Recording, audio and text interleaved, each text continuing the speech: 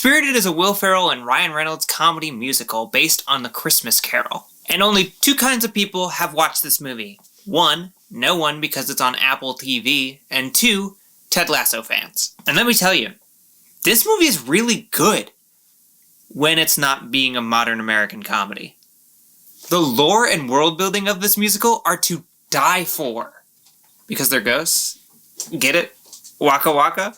The ghost of Christmas time periods put on a haunt every Christmas to select one individual to try to change for the better so that their change will create greater change for the community at large. They do this with a huge team of support ghosts behind them, like a movie set.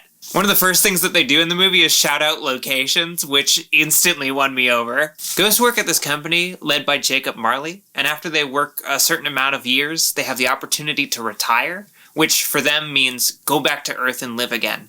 And if you've seen Pirates of the Caribbean 1, Barbossa constantly explains why they want to do that. The apples. The ghost of Christmas Present is Scrooge, and he's so determined to help Ryan Reynolds' character because they were both deemed unredeemable. And Scrooge feels like he never proved that he was worthy of being redeemed in the first place. He's constantly trying to prove that he's good enough, or that he's done enough. If I can just do this impossible task, then I'll be good enough. And I don't know about you, but that motivation resonates with me. And it's a musical. And honestly, I thought the music was really good. I was really getting into it. And the musical numbers allowed themselves to be stage productions. The real world was only ever a prop in the musical. It was never an obstacle. Take notes, Ryan Murphy, and probably whoever's doing Wicked. This is how it's done. Although with Wicked, no, I'm not going to get sidetracked with Wicked right now. Not here. Not yet. On the other hand, this movie's not just a musical, it's also a comedy with your favorite funny guys, Will Ferrell and Ryan Reynolds. But it's a modern American comedy. What do I mean by that? It's something I first noticed when I learned that there's a US adaptation of the UK show Ghosts. UK Ghosts is fantastic. I would not be offended if you stop the video and go start watching it right now. It's very funny, it's very heartwarming, it's very just right.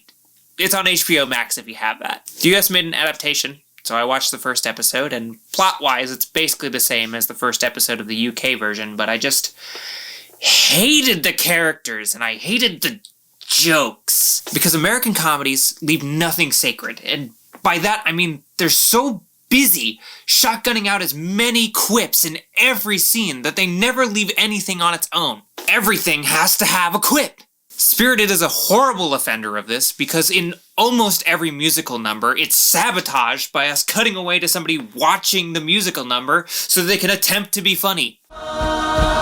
Hey, did somebody clear out our search history after we die? For me, these jokes had a 5% or less success rate, especially because I was so drawn in by the musical aspect that every time we had to cut away to see someone be unfunny, it made me mad.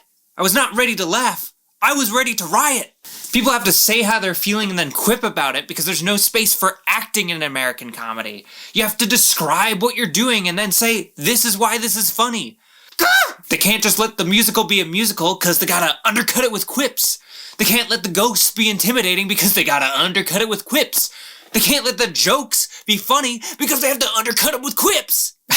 Going crazy. Dear the relevant people in charge, because I don't think it's writers. I highly, highly doubt that these quips were written. It's especially obvious when the music's going because you can tell when they designed in a cutaway break into the music versus when they're throwing in quips at the end of musical lines. Anyways, I think it's the directors or the producers or maybe the editors, but they're probably just doing what the directors and producers are telling them to do.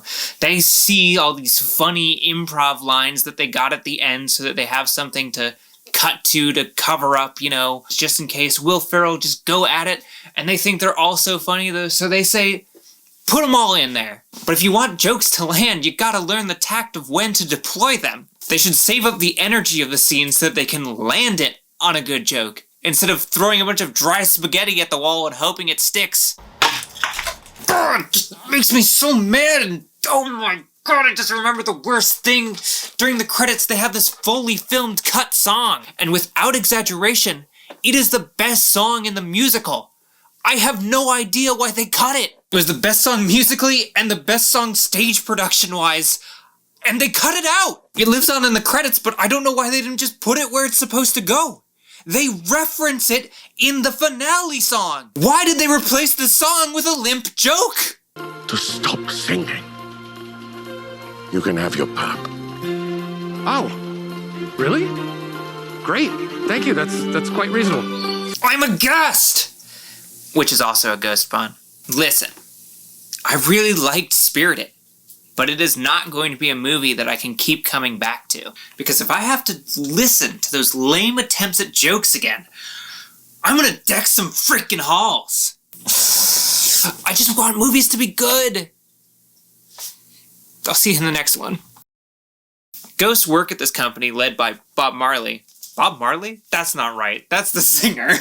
Jacob Marley. Good thing I caught that. God, that's so embarrassing.